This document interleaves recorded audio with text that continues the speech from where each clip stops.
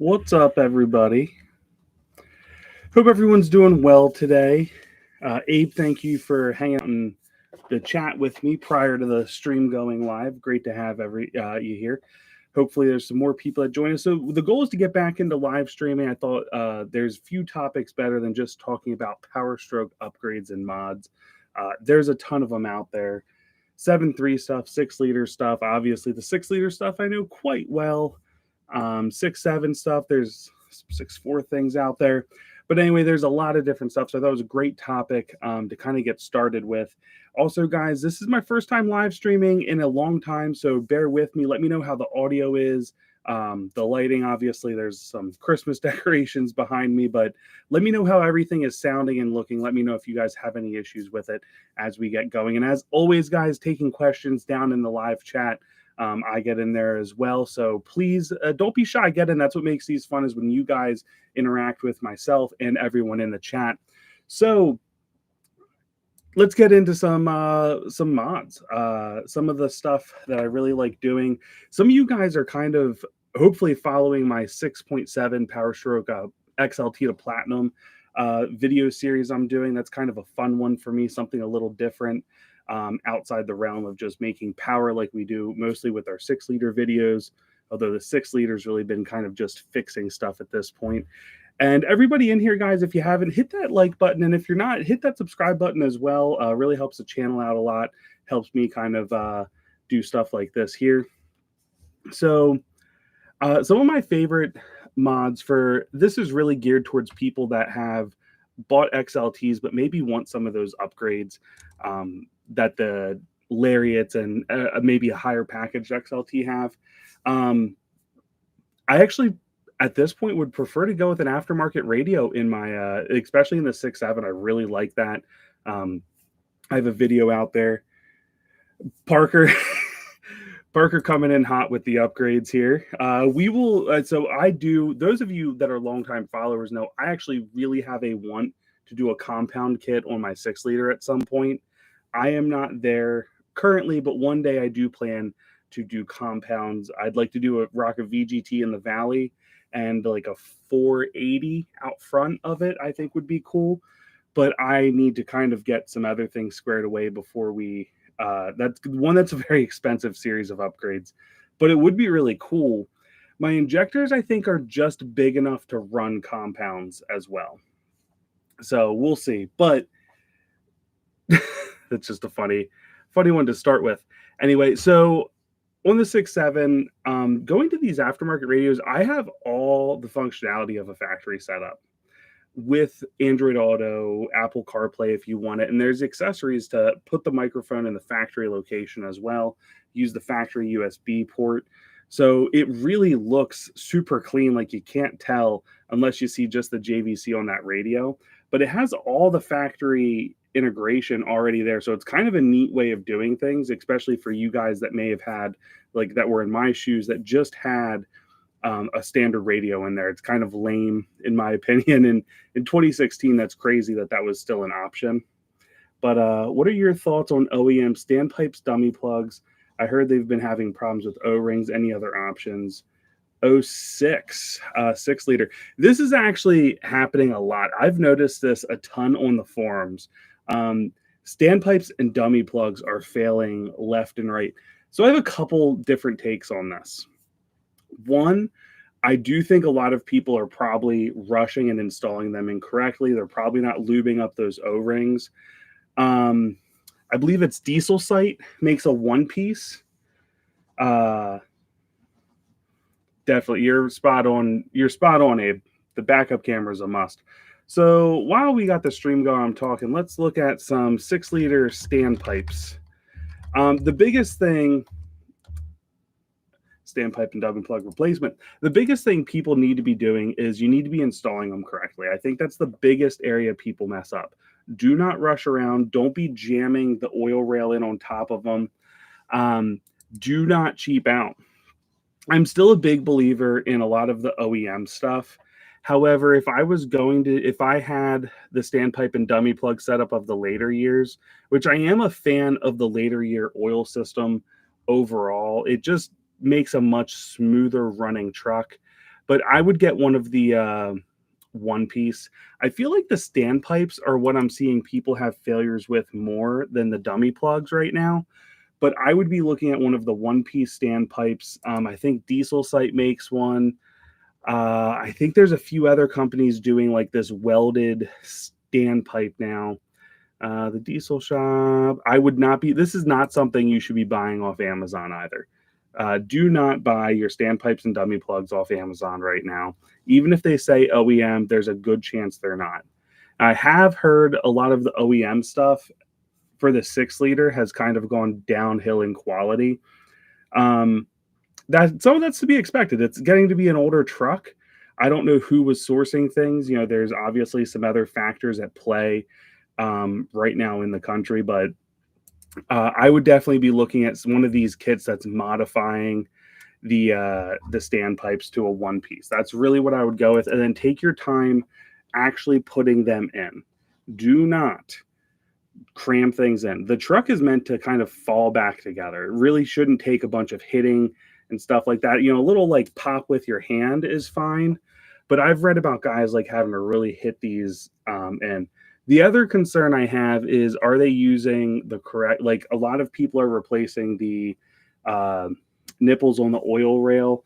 I don't know if they're all using quality stuff. So that could be a factor as well, letting high pressure oil out. So OEM, you know, from a Ford dealership, you're going to pay more. Don't get me wrong. There are some decent sources out there. XDP has a great, typically has a pretty solid price on OEM stuff. So I would check those guys out.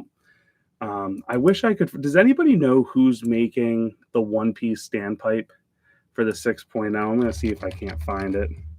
One piece standpipe. There we go.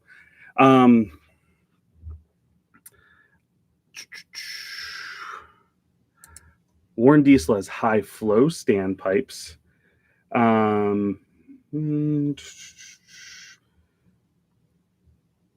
I would probably consider those now that I'm seeing them.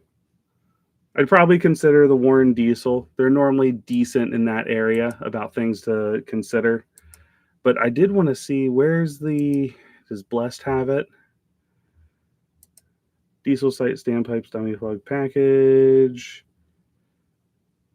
Yeah, so I would be looking at either the Warren High Flow kit, or I'd be looking at one of these Diesel Site redesigned kits. And as I'm looking at it compared to what I'm assuming is just an OEM, it looks like they have multiple O-rings, whereas there's just one in the factory setup. So that is something I would be considering. It also looks like it's got thicker O-rings, along with like there's some kind of holder in there. There was a redesign on it. What up, Nick? How you doing, brother? There was a redesign years ago where instead of just an O-ring, they had a like spacer in there to help hold it and seal up better. So once oil gets past, that's what damages it. So if it can move that O-ring, so it was holding it in place. That was very helpful back in the day. And that's when we started seeing a big decrease in failures of the standpipes and dummy plugs. So the Diesel Site one seems to look pretty good.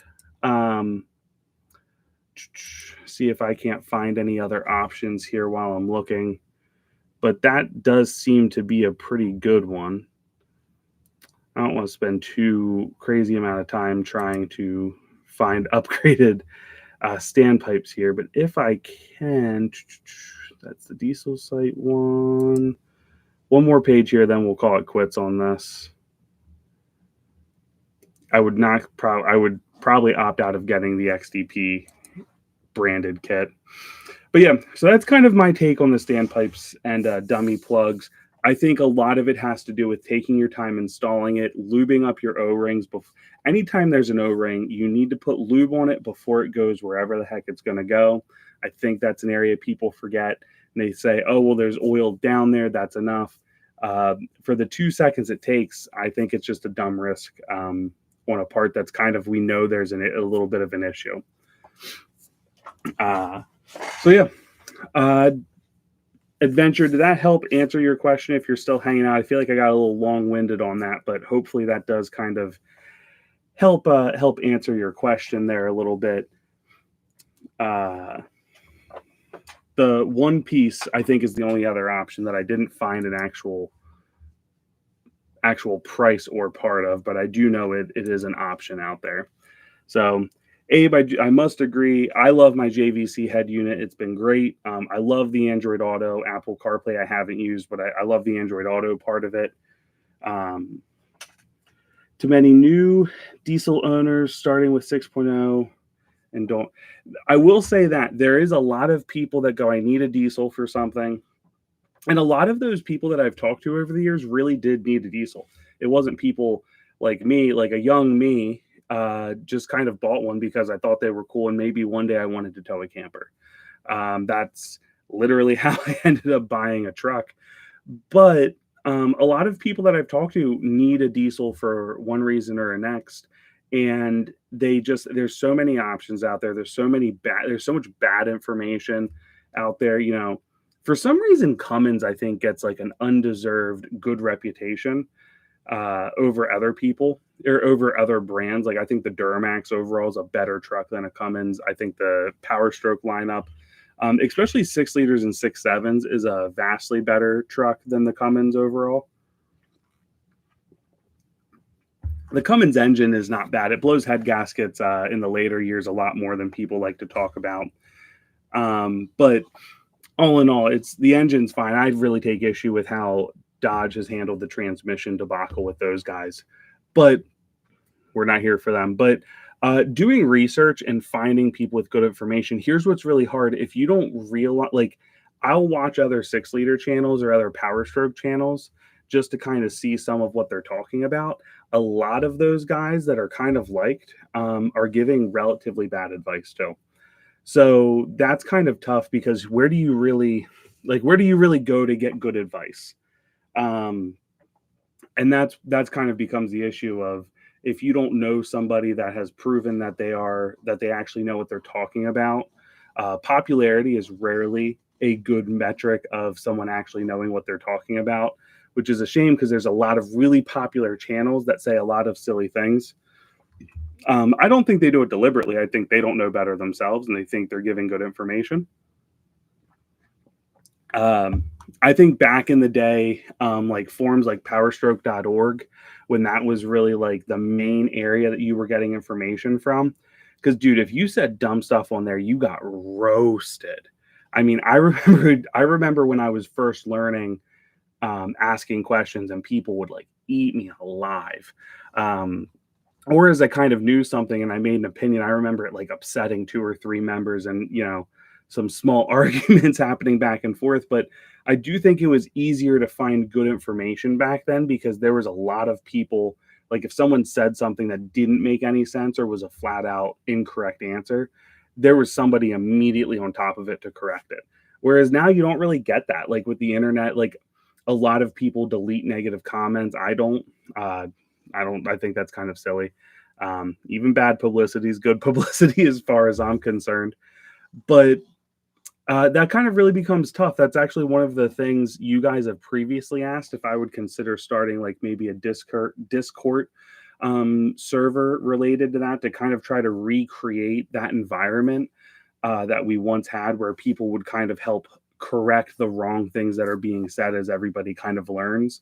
That is something I've looked a little into at this point, but maybe at one point, as I'm really trying to regrow the channel. Especially before I probably at some point end up doing more schooling. It won't be as intense as my last schooling, but I would really like to kind of get that environment back that the forums used to have before social media kind of took over that platform. Like I think they're all still around. I know my name is still on powerstroke.org is where I used to really comment a lot, but let's see here. Hello from Phoenix. What's up, man? My Excursion 6.0 bulletproofed over 100,000 miles ago. So, Mike, how many miles are currently on your 6-liter? Mine's around 200, but we've gone through some crap that's pretty well documented at this point. Let's see. Why don't we get back into some mods? I think Anybody that's out there, I will say this, I do plan to do a backup camera on the 6 liter with a new head unit. I actually already have the head unit. It is another JVC, just to be fair. But we're going to actually redo the entire sound system in that. I'm going to document everything really well. We're going to use some sound deadening. That's going to get a major upgrade in regards to that, especially because we've made a lot of power already. And we're just we're trying to iron out some things, but um, we will hook a backup camera to that. It's going to be the same brand. I used Master Tailgaters for that camera. The one on the 6.7 looks OEM. It looks perfect. The video is actually quite good. I'm very happy with it overall. I can see at night with it, which is a big one for me. Not all backup cameras do that very well, but I'm thrilled with it. So there's one that in the older style tailgates, they put in the handle, and that's what I'm going to use. I think I might have to have some fitment issues with that one. It seems like some people had, but we're going to figure it out when I get to it. So at about 110,000 miles, you had it bulletproofed. Have you had any issues since, or are you at 100,000 miles just going strong? Abe, I will not be going dual alternator for it in the sense of one, the 6 liter alternators actually don't both fire at the same time. A lot of people think if you have dual alternators, they do. My understanding is they don't. They go back and forth. Something weird. I have 180, I believe it's amp alternator. I think that one's measured in amps.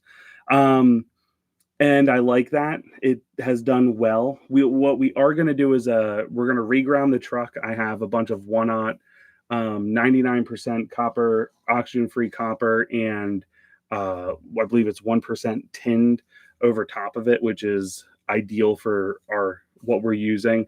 I bought the stuff we're going to kind of cover it up. We'll protect it with some coatings. You guys will see, like, I have some wire loom tape. I have that snake skin stuff to go over top of it as well. We're going to make it look really, really nice. So we're going to do all that. We're going to reground it, and then we're going to I'm going to do a power wire from my alternator to a fuse to my passenger side battery. We're going to reground the alternator. I got a 4/0 wire to go battery to battery. So I don't think I need to really go bigger. I'm running about 1,000-watt amp for the subs, and then I have I believe it's 400-watt amp that's going to go in that's not in yet. That's going to go for all my door speakers for the truck, and we're going to upgrade the door speakers. I have different ones in it already, but we're going to go to a little bit beefier of a setup. And those of you guys just joining us, if you haven't already, smash that like button. It helps out a lot. And if you're joining us for the first time ever, don't forget to hit that subscribe button and hang out with us for more videos like this and more live streams. I really do want to get back into live streaming, especially now that I've squared some things away. So Abe, if I do need to, I'll look at going to maybe a 230 amp alternator, but for my radio setup and the lights on the truck, there really isn't a need for anything bigger than that. I think what's kind of become popular in the last several years is people just upgrading to like these massive alternators. I mean, you get some pretty crazy alternator sizes out here. We're gonna look some up right now. Like, I believe people are going like 300 plus. I think there might even, so 230, I think, is really a good one. I think 180 to 190s will cover most people. 420. So here we go. So high output alternators, there's a 170, which I think would work for most. 250 will definitely cover 90+% of people. 320 and 420, I do not see a need for it at all. This is from Tucson alternator. And a lot of these are really just rebranded alternators. Like, there's nothing super special about too many of these. Really, the customer service is what sets a lot of these things apart. But let's see what else we can see here. 370, 320, 240. Like I said, I think 230 is what I'll go to. 370. Man, that 400 someone, that's a beast now that I really take a look at it. But as long as my alternator holds up, and I think it will, especially with the reground and everything, and the extra power wires being run, I really don't see that being a major issue. But I'm going to do a very thorough big three upgrade video, in the sense of I've looked at a lot of kits out there, and they're like $700. I don't know if people realize this, but these kits are like $700. You're not even being told fully what kind of wire they're using in these kits either. I have about $300 in mine. That's really high end wire that we're using. So there's copper clad aluminum, which is okay. It is not the best, but it's okay. And then there's pure copper, and then there's pure copper that is tin coated. That's what I got. That is your best bet for this application. So there's a lot of options. We're going to go into that, but I'm going to give exact measurements for what people need, so you know how much to order, and that way you don't like. I bought extra for this, but that way you guys don't have to spend like $700+ is crazy, especially when you consider you're about $300, and that's with me buying a couple tools. That's not even just me just buying wire. I think I'm about 230, 250 ish in just buying wire lugs, the coating to go, the snakeskin coating to go over it. Most of the wire lugs came with the heat wrap to make them look nice, so I don't need to worry about that. But I think that's money better spent than necessarily going already from, like I said, I have a 180 alternator. Going bigger, I think it's better if I just get the wire set up first. If I have an issue at a later date, then I'll go to then I'll look at going to, like I said, 230, maybe a 270, but a 270 I think is even bigger than my needs would be. 4-inch lift on 35s, man, that's a nice look. Might actually be taking off my 2.5-inch lift and going with the 4-inch at some point. No significant chased a FICM issue for a while, replaced injectors, other than that, just normal maintenance. So you're over 100,000 miles bulletproofed and pretty minor issues. What did your FICM issue turn out to be when you got it done? That's actually one of the grounds I plan to do, which I don't see in many kits, is the FICM ground, which comes off, I guess it comes off the back to a fender up front. We're going to do each battery negative to the frame, from the frame to the engine on each side. And then I should have more than enough left over to also run a, to the fender on each side. And then, like I said, that FICM wire, there's a ground. We're going to ground the transmission to the frame. I bet it was the alternator. Abe, as I know you said that half joking, but I know you also said that half serious. You're probably right. The alternator is responsible for causing a lot of FICM issues that, if it was just addressed up front, wouldn't have been an issue down the road. Trying to run with batteries too long is another big one that I see happen quite frequently. I'm hoping that some of these videos I put out help fix those things, but inevitably you can't stop it all. But we're gonna try. The FICM is, I hate the added voltage FICMs. I don't even like Bulletproof Diesel's FICM. I think it's kind of overpriced.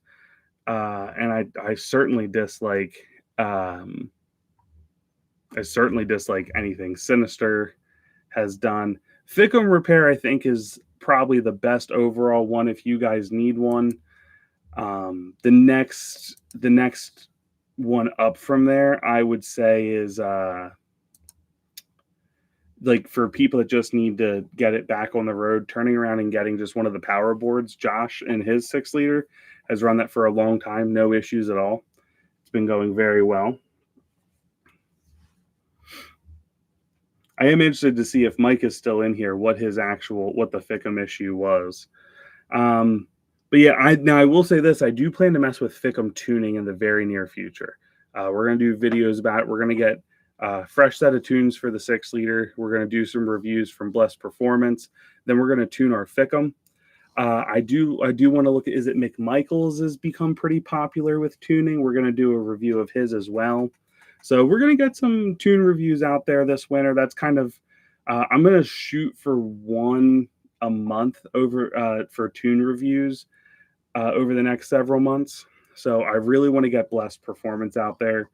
The shop is just trying to see if they can't jerry rig that oil leak in my rocker box that has been a big pain. Best tuner, SCT, hands down. And not the not Livewire. Do not purchase a Livewire. It's a mediocre monitor at best. Get an X4, get a used X3 even, and rock that. That is what I recommend for everybody to do. I will say I'm a big fan of the Edge CTS monitoring system. I think that is what people should be running for monitors. The SCT Livewire just isn't a super great product, honestly, all in all. Like, it works. It's just not great. I knew somebody that had one and he loved it, but he loved it because he really didn't know better. And if you have nothing to compare an SCT Livewire to, then yeah, it's a fantastic monitor. But once you can compare it to something like an Edge CTS2, which I know the CTS3's out, heck, probably in another year or two, they'll be looking at releasing a CTS Insight 4, I bet. I'm still rocking the 2. Love it. I'll probably get I'm not sure what I'm going to monitor the 6.7 with, but definitely a great monitoring solution. X4 with an Edge that's exactly what I would do. Bank 6 gun, I don't think is worth the money. I would highly recommend against getting a Bank 6 gun. I want to see. I don't know what Banks really has for tuning. Is it just the 6 gun for the 6-liter?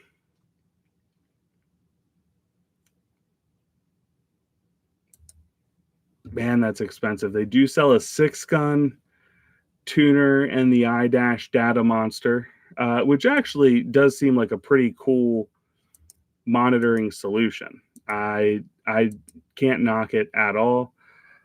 I probably will look at running one of those in my 6.7. It's between that or a newer version of the Edge CTS is what I'm probably going to do. The Fickum itself was going bad. Truck would just die when driving down the road. It would mainly happen at low idle. So. Okay. Yeah, no, that stinks. What's tough is the Fickums normally die based on kind of 2 issues. They normally die partially because of bad batteries that are dying, and it really just takes a beating on startup when the voltage really drops. The other thing that really happens that's a major issue is it dies related to the alternator really not doing its job super well.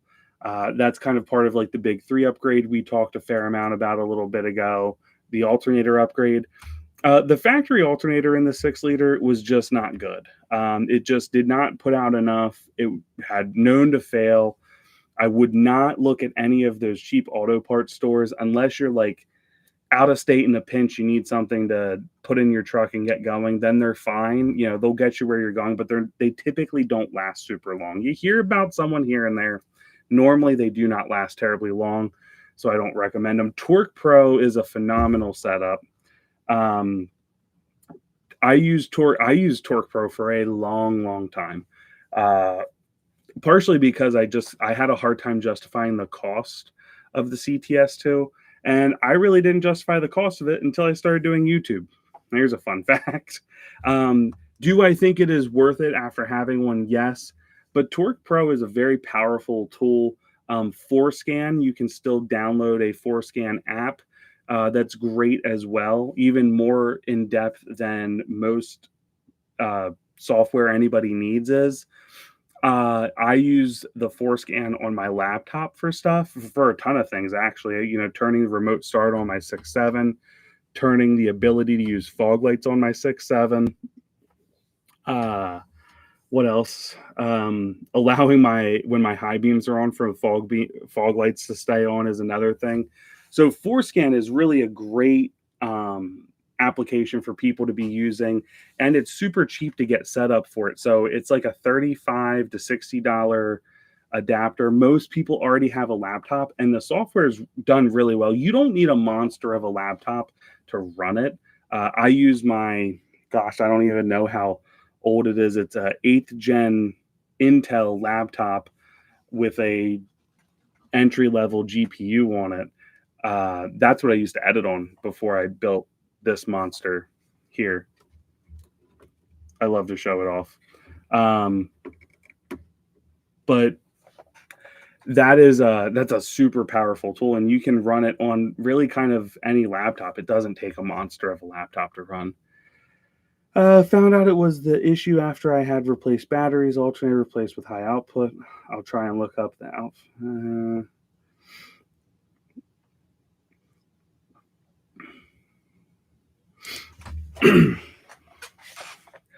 I was thinking of using. Okay, I do have a quick peep here with EasyLink, but I want to quick come back to Mike for 1 second, especially because I did just throw shade at a product he bought.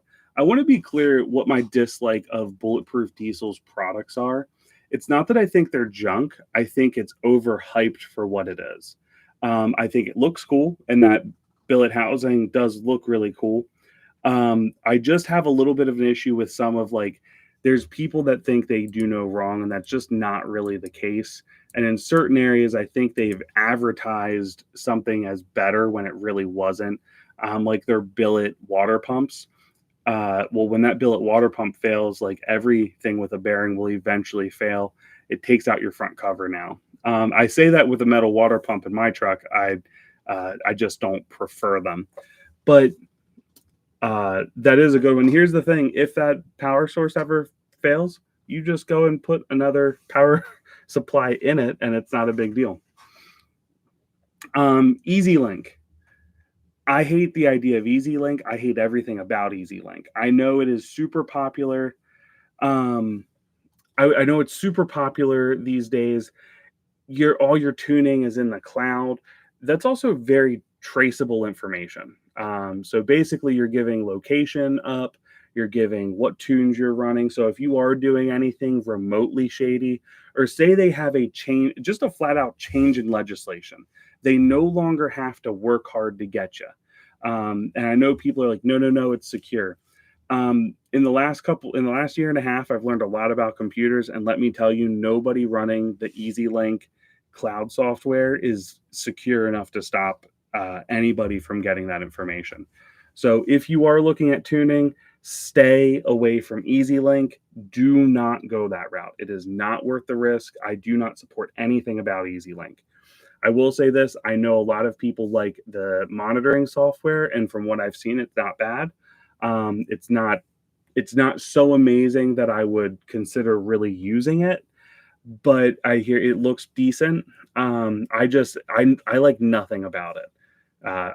It gives me the heebie-jeebies left and right. So in my opinion, from a security and privacy standpoint, I like nothing about EasyLink. I think what they've done is actually a step backwards in things. I think SCT is still the predominant tuner for the Powerstroke platform.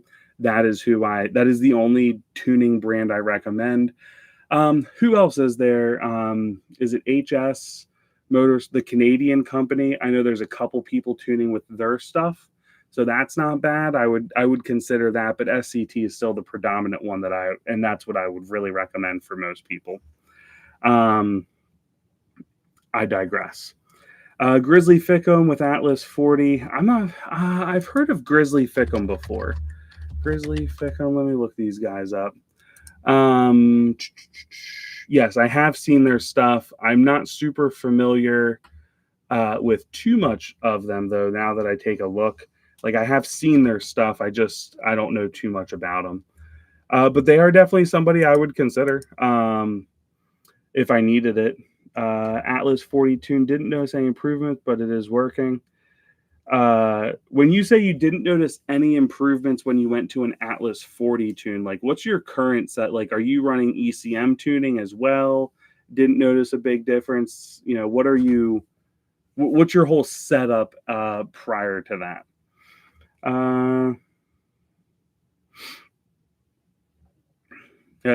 Nick's at the same spot as me. Um, yeah, Mike, I just wanted to say that just to clarify, like, especially because I like kind of said it really fast. I just wanted to go back and clarify. Like, I don't think their stuff's bad. I just think it's a bit overhyped. No tuning, fairly stock. I'm surprised you didn't feel anything with an Atlas 40. An Atlas 40 isn't a wild tune, but 40 horsepower difference, you should feel to some degree, especially if your old Fickum was failing.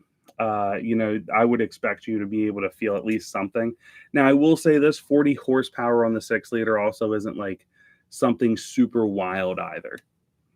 Sorry, my neck is a little stiff, but I would expect you to kind of be able to feel that. So here's my thing is where I'm at, on a full fuel tune, my truck is somewhere in the neighborhood of 600-ish horsepower. I would not expect to feel that a whole lot on my truck because really what the Fickum tuning is doing once you have ECM tuning in there is it's really kind of like fine tuning it. So maybe a little extra pep, maybe a little less lag. I hear a lot of people talk about less lag, which who wouldn't love that? But I don't hear a lot of people like at my horsepower level saying like it's this major game changer. I would love if it was, um, especially if it was doing it without necessarily adding any more any more fuel. If it just like if it did something for efficiency, I'd love that. If I saw a little bump in fuel economy. My wheel and tire setup is not super built for fuel economy though, so there is that. But on a fairly stock truck, I would kind of expect a little something in there, just something. Fickum tuning is something I've wanted to mess with for a while, so we're really going to try to get into that. Hopefully, this winter is my goal. We'll see what happens, but I also think one of my brake calipers is sticking, so I need to fix that because that will be a major drag on how fun the truck is to drive. I think we redid the front ones when the truck came back, but I think the rear ones are now sticking. So we need to address that when it comes back. I'm trying not to spend money on stuff like that, but if it needs done, it needs done. What else? If you guys haven't, don't forget to hit the like button as well. And again, anybody new to the channel, please hit that subscribe button for more live streams. And just 6, 7, and 6 liter content is obviously what I'm doing most. I am trying to kind of alternate my videos. My last couple were 6 liter videos, so I decided should get some 6, 7 stuff up there with our Project Platinum. So, like I said, hit that like button if you guys haven't already. And get in the live chat. That's a lot of fun. If those of you guys that have been following this, you see a lot of what I'm talking about is coming right from my live chat. That's what I prefer to do. The general topic is really just for when there's downtime in the chat is really, I switch back to the topic and just kind of talk about anything. I can't believe how many 6.0s are still not tuned in weight loss. So I don't think the weight loss on a 6 liter is really a big deal like it is other vehicles because that EGR doesn't do a ton and it's not open as much as people think it is. So I'm not like super shocked about that, but it is a little surprising to see there aren't more tuned 6 liters out there.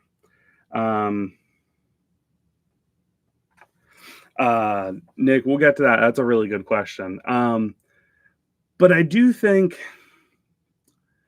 I don't know, if I was going to build a 6 liter right now, I actually thought about this at some point if I wanted to do like a street truck build, like if I found a regular cab. I think that would be a really cool video to actually like series to keep an EGR intact, complete EGR tuning, like no messing with it. But I am shocked to see that there aren't more tuned, that there's still a lot that are just stock. I think a lot of that is just fear. I think people have become very afraid of 6 liters.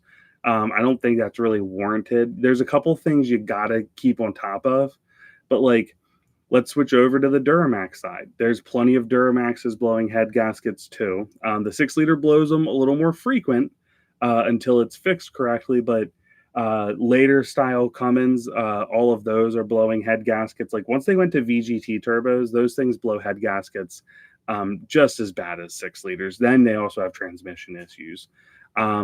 The Duramaxes, they have transmission issues until like the later styles seem to be pretty squared away. So there's like, I think people are afraid of the 6 liter. And I think it's kind of dumb because any of the other trucks you screw with are kind of in the exact same boat.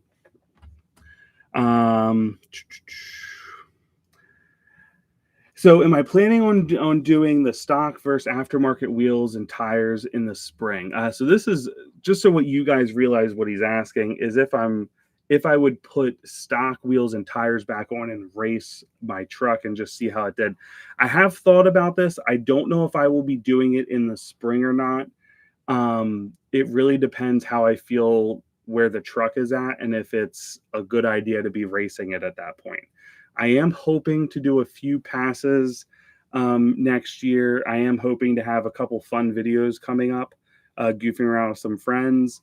But I would like to do a couple passes, and I think that'd be a lot of fun. If I do, and I can find a cheap set of stock wheels, I will likely attempt to change them at the track and then do another pass. So that is something I would consider doing. I think it would look funny too. So that's kind of part of it. Just it'd look out of place. I love how out of place my lifted truck looks at a track, especially when there's a bunch of cars. Not that I'm beating too many cars. You know, people tend to be racing things that are pretty quick, but we'll see. I mean, the truck's making some power at this point. It's got some decent sized injectors in it. So Nick, at some point, I'm still not letting that go. I'll need to source a cheap set of wheels and tires that can pass for what I need to do at the track. And then Abe really comes into a great one here with re-gearing for towing or bigger tires. I'm running the stock 373 gearing in my 6 liter with 35-inch tires, specifically 35 12.5s on 20-inch wheels. I love my wheels. But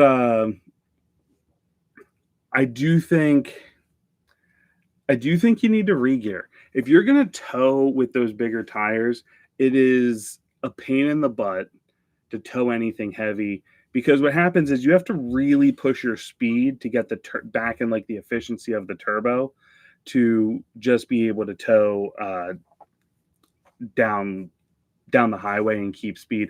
Otherwise, you're winding one gear out, so you'll be at like 3,500 RPM. And then like the truck responds really well, or you're going to be under your turbo at like 60, 65. Then you have to kind of speed a fair amount to get back in that range. So from a towing standpoint, I really like just getting back in that factory gear ratio. So if you're running 35s, that's only like a 410. I wouldn't go bigger than a 430 unless you're really looking at towing something kind of wild. So if I were to re-gear my truck, I'd probably go to a 410 on it. And that's probably what I'd stick with. I would like to do that's one of those things I would love to do at some point. It is in the works, but it's expensive.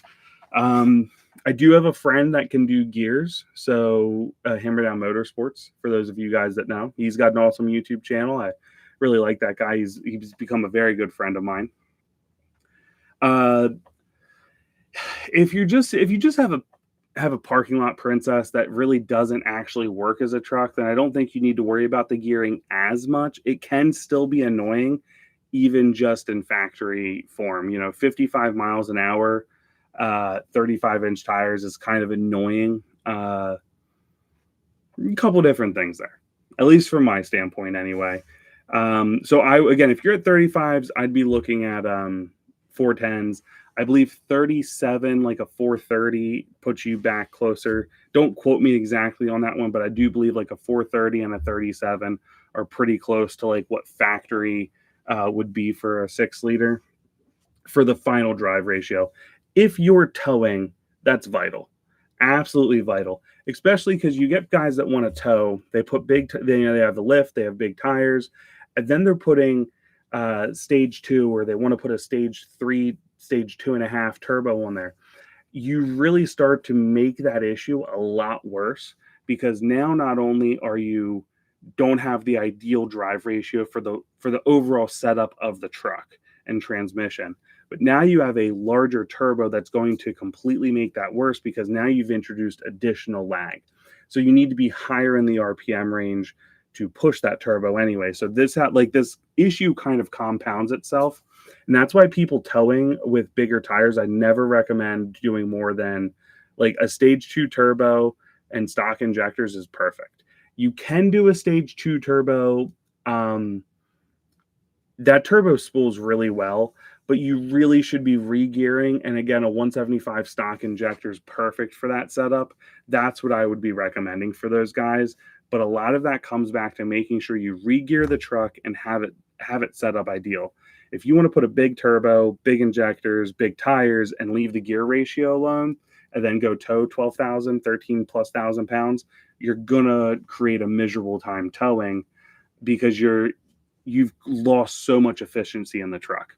Whereas if you get the appropriate gear ratio, that stage 2 turbo then's kind of fine. A stage 1 probably would tow even better, while still keeping exhaust temps down. But a stage 2 is fine at that point, in my opinion. So it's kind of a multifaceted issue a lot of guys don't really ever talk about. They kind of talk about turbos, injectors are common, lift and tires are common. Nobody really talks about gearing and what it's like to tow if you're not optimized for towing. I did a recent tow build video, and that's one of the things I talk about in there. And really that was like a stage 1 tow build where we really talked about optimizing the overall performance of the truck. We were not talking about going like all out performance, like best performance towing. It was really optimizing a mild setup. Factory, we're talking factory turbo, maybe a stage 1, factory injectors, but just kind of the airflow of, an O-dog intake, a bigger intercooler, a 3.5-inch downpipe to 4-inch exhaust, changing out your intercooler pipes to make sure you get new boots and fresh clamps. I am a big fan of like SoCal Billet stuff, No Limit. I do think it's just a little bit nicer for those. You don't get much performance, but like that combination of stuff, BD exhaust manifolds, BD Y pipe, those were the big performance mods of that, which won't yield you a ton of extra power, but they really help the efficiency of the truck. And for that stage 1 tow build, that's what I was after. I like to build on top of that platform with the stage 2 stuff where we talk injectors and turbos.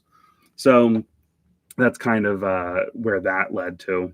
But I talked about gearing in that, because if you're going to have one of these trucks, you don't want to be messing with a whole lot of other stuff until you've addressed that major underlying issue. With load shed EGR on my 03 through low flow, whatever code, had to swap back to stock to pass smog. If you have to pass smog, man, how bad, Greg, how bad is your smog? So I don't understand nitrous, baby. Abe, do you blow vehicles up a lot? You give me that vibe. So Greg, how bad is your smog in your area? So I've heard of people that it's pretty mild. It just can't have like check engine lights. And then I've heard people like, you can't have any black or gray smoke coming out, no hazing. Their exhaust gets the little piece tossed in to measure what it's doing. How bad is yours? I will say this, there is zero performance gained with an EGR delete on a 6-liter. That EGR, send it. Do it for Dale. There's zero performance gain from deleting the EGR. So like a lot of people get worried they're missing out on better fuel economy or this, that. And we were all kind of thought that back in the day. But realistically, so an EGR on a 6-liter is only open at idle, helping to warm the truck up, and under low throttle conditions. That's when the actual EGR is opening. So when you're flooring it or you're like half throttle, your EGR is closed. It's not actually opening. For the majority of the time, your EGR is not, like when you need the power, that's actually shut. Just something to consider for you guys that are in those areas where it's a little bit harder to fool around with stuff. Don't worry so much about like loss in performance. But any recommendations on coolant? I kept the stock oil cooler. It's time for a back flush, a new coolant. So one about the back flush itself, make sure as you're back flushing your oil cooler, use a little air with it. I actually I didn't design. I refuse to pay for some of those pieces that people make, especially when you can literally make it yourself for a fraction of the cost. I actually have it in the toolbox and then never ended up doing it. At some point, I really should use that just for the video, really.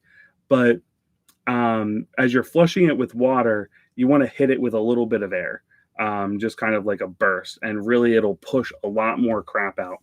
I like to run Cat ECL1 coolant. That is my preference. It does really well.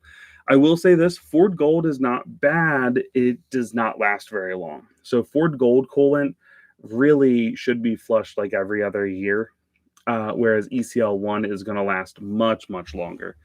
In fact, I'd say you're probably more likely to work on your truck and need to replace it before it actually needs replaced. But the Ford Gold coolant, if you leave it in, you really just need to keep on top of it. It's only, I would say, no more than 30,000 miles, and I'd get it out and put it in. The coolant itself, when it's in and is like in good overall shape, actually does its job quite fine. But it's not going to last long. Those silicates will fall out as they get heated up in the system. So for that reason, I don't really like it. But I will say this: it's not the worst. If you're gonna do the work of flushing it all out, run Cat ECL1 coolant in it all day. You're gonna love it. I know I certainly have. My brother runs it in his, zero issues. It is my go-to coolant at this point. Abe, that's just to clear up the light fuel haze, so it's better for the environment. Nick, you know Abe only does things that improve the environment. He would never, ever do anything that would upset the EPA ever. This is actually kind of does bring up a good point. A lot of people don't understand what nitrous is. It really just, it cools things down, but it really just pushes like oxygen. It helps combust everything that's in the cylinder. It does not necessarily, it's not like an additional fuel source per se. Have the back flush valve that has water and air hookup. Perfect. Then you're good to go. So the only place I have found true Cat ECL1 coolant is at a Cat dealer. Fortunately, there's a Cat dealer not terribly far from me. That's where I've bought it at. Rotella makes, so anything that carries the Cat I believe it's Cat EL1. Let me look up Cat coolant rating. Let's see if I can find the exact. So any ELC coolant or extended life coolant with the Cat EC1 rating will work. So Rotella makes a decent one. I've run at one point. And then obviously the cat coolant itself. But look for your nearest Caterpillar dealership. Maybe somebody else can chime in the comments and see where else they have been successfully able to get Cat coolant. EC1 coolant. That's funny that like Motorcraft comes right up when I know Motorcraft is not.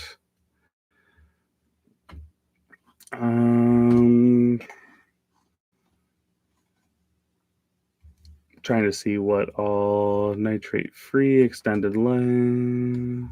Yeah, look for the EC1 coolants out there. Nothing like immediately popped up. But yeah, if you have a Cat dealer, just go in there and then they'll sell it to you. Actually, my experience with Cat dealers has been very good. They're normally quite nice.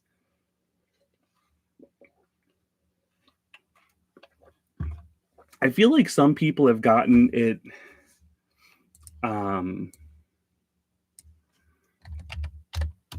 I feel like some people have gotten it like Tractor Supply or something, though. It does look like you can buy it online. Wow. I can't remember if it's this expensive or not in real life, but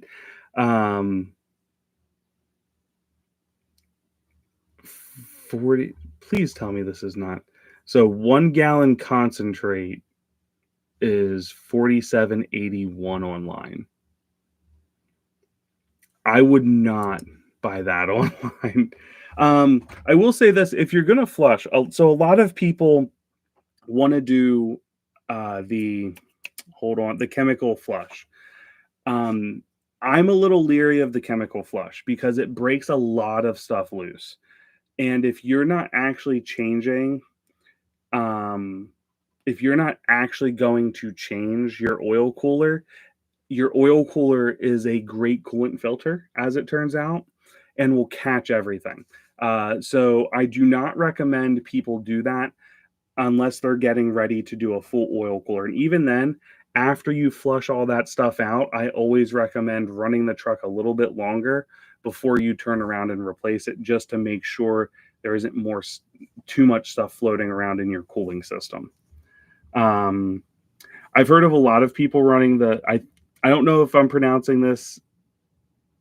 I'm not even going to say it. The DELO stuff. Hey, Nick, it was great seeing you, man. Take care. Thanks for stopping in, brother. So there's a lot of good ones. Just make sure Turbo USA time, Turbo Time USA. Big shout out to my sponsor, 60 Bros, for 10% off year round. Doesn't matter. That's good for their built turbos. I do love those guys, and we are in loose talks about another project and a new potential turbo coming out. I need to actually need to talk to them about that and see what we're doing. But that is let me make sure they didn't put it on the truck on the. No. Nope, they didn't release turbo without telling me yet. But they are looking at doing another one, a new setup. So I might be doing another review. I need to review their stage 2.5, which is in the truck now. That is something I'm looking at doing. We did the stage 2 review, which still remains my recommendation for most people out there. I do not think most people should run. I'm trying to see how that video did. I don't think none of my videos right now are doing like super great. I need to release that video where I actually installed the turbo. I didn't release that video where I installed my 2.5. Yeah, the stage 2 did okay. A little, 1.3 thousand, so not terrible. But we'll do another one. I use IPR coolant filter in line on heater hose, and I flush with Restore. The IPR coolant filter, I think, is probably the only one really worth purchasing, personally. IPR is kind of a company I don't think gets a ton of credit for some of what they do. They do put some nice stuff out there that I think is at least worth having like a conversation about. And nobody really talks about it. If I could go back and redo my radiator, I would probably go with their radiator. Trying to see what else they have in here. They just have some nice, well thought out stuff. It's just not nonsense. There's a lot of nonsense out there, and they don't really seem to have a ton of nonsense, which is what I like about them. So, do they still have the regular updated standpipes from Ford? Yep. So yeah, they're what do they have here? So they have an extreme duty EGR cooler. $375 to $350, not a terrible price. At least I don't think so. I would definitely consider buying that. They have the up pipe that breaks. They got some decent things in there to take a look at. Your videos need to start with bald eagles and burnouts. I don't see me starting with bald eagles and burnouts. One thing I have looked at doing is, well, so we haven't really talked about this. Here's my current camera setup. I keep it down here all the time. So it says on there, this is my Hero GoPro, or GoPro Hero 5. Obviously a rather old camera. It's done well, don't get me wrong. But I am looking at putting this on the back burner. I really want to shoot 4K video, and I can't. This microphone does well. We'll be keeping this, although I do have another mic. I actually have like a total of 3 different mics. I use one for inside the vehicle filming that I hook on my shirt. This is my primary mic. We're going to bring the other one back out and just see if I like it. But this rig will stay pretty much the same, just change out this. And this, I might get a different light, and the battery in that doesn't last super long for the few times I use it. But we're going to a GoPro Hero 11. Yes, I found a decent price on a GoPro Hero 11, so we'll be able to shoot 4K 60 frames per second with a high bit rate, 10-bit color. So just looking to kind of get a little bit better video footage out there. Well, I don't think the overall quality of the video footage is terrible. I think it could be a little bit better. Most of you probably haven't even noticed, but most of my current videos are coming out in 2.7K. It's not quite 4K, but it's higher than 1440. So that's what I've been shooting a lot of my stuff in lately. Like I said, we're going to be switching to a little bit different, little bit higher quality, but I do want to go 4K bald eagles look sharp. So what I do want to do is change like some of my intros out and how I start them. So there are some things I'm looking at doing, like, and I want the intro to kind of correlate to kind of what the video is. So if it's going to be a performance video, I want to start with kind of me maybe driving off somewhere, or like the truck kind of flying by. So there's some changes in how I'm doing videos I'd like to put out there. I definitely have some learning to do. It is tough. I am a complete one-man band here, so to speak. So some of the stuff is hard to do, but we are looking at making some changes in that regard. So, but I will say, guys, I think we're going to kind of close this out. Thank you everyone for coming. If there's any quick last second questions before we close, I hope you guys do like the live streams. I am looking to kind of bring them back in like maybe in every other week. I might do every week. I'm going away this weekend, so I'm not sure if I'll be back.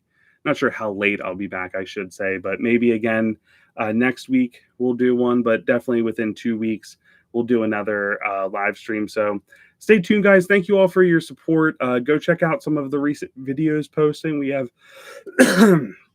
I got to train my voice to talk this much again. The first couple, when you're not used to it, really kind of take it out of your, like, my voice, my throat will be sore later. I don't know how I've done the I've done the 2-3 hour ones before. We'll get back there and we'll get back up, but I need to train my vocal cords to do it again. New style high pressure oil pump. I like them. They rarely fail. I hate the snap to connect fitting on the back of them. I do love the newer style oil rails that are accompanied by them. So I will say that. I actually prefer the early pump with a later style oil rails is my preferred method of doing it. I have the older style of both. It's funny. I do have to go find that water bottle because I was thinking about it before I did this. Like I should have more because all I actually had was this red cup of water. And I tried drinking a bunch before I did this just to hopefully help. I also normally, when I'm doing live streams, I normally have like hauls with me. And I kind of, if you guys notice, I kind of pop them throughout a live stream when I do like the really long ones. So I do need to kind of get those things back. I'm out of practice. It's been a long time since I've done a live stream. So I need to get back in the swing of things. but I do really want to get back and grow this. I used to love when we'd have, I think my record was over 50 people in at one time, and it was just fun. That's where I started getting the moderators like Nick. You guys see his sign on. He's one of the moderators. Mongoose is another one. Doom. There's just a group of people that are moderators that help, because when it was getting big, there'd be a handful of people that said some goofy stuff. They kind of helped keep an eye on things for me. So, but we'll get the big water bottle back. I'll get back in the swing of things. But excuse me. Thank you guys for coming. I really do appreciate the support. Stay tuned on the channel. Go check out my videos that have been posted if you haven't already, and I'll see you guys in the next live stream.